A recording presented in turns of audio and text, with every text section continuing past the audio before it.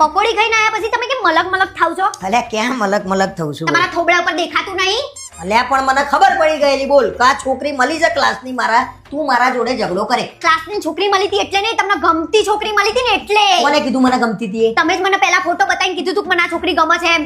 હા તે એ વખતે ગમતી હશે, હવે તો નહીં ગમતી ને. હવે કોને કીધું ગમે છે? હવે ગમતી હોત કોને ખબર? પણ હવે ના ગમે, મેં તારા જોડે લગન કર્યા, હવે તું મને ગમું છું એ નથી ગમતી. હા તો હું તમને ગમું છું તો એના જોડે કેમ હસીને વાત કરતા હતા? અલ્યા એ મારા જોડે હસીને વાત કરત, મારા એના જોડે હસીને વાત ના કરવી પડે. એ જ ને, એ તમારા જોડે કેમ હસીને વાત કરતી હતી, મારા જોડે એવી રીતે વાત કરતી જાણે મેં એનો ઘરવાળો ના લઈ લીધો હોય. અલ્યા બિચારી પરણેલી નહીં, એને ના ખબર હોય કેવી રીતે વાત કરવી. બિચારી એ તો પરણેલી નહીં, તમને પરણા વગર ના કરશે. અને પાછી શું કે કરણ તું તો બહુ મોટો થઈ ગયો, તું નહીં થઈ ગઈ ટ્રેક્ટર જેવી. પણ તારા પકોડી ખાવાનું ધ્યાન રાખવાનું તું કે અમાર બેની વાતોમાં. હા તો તમારે બે પકોડી ખાવામાં ધ્યાન રખાય ને, એકબીજામાં શું લેવા? ભાઈ અમે સ્કૂલમાં જોડે ભણતા હતા તો સ્કૂલની વાતો કરતા હતા. સ્કૂલમાં તો આખી દુનિયામાંથી એ બે જણા એકલા ના ભણતા હોય, એવી રીતે વાતો કરતા હતા. શીખવા ભણતા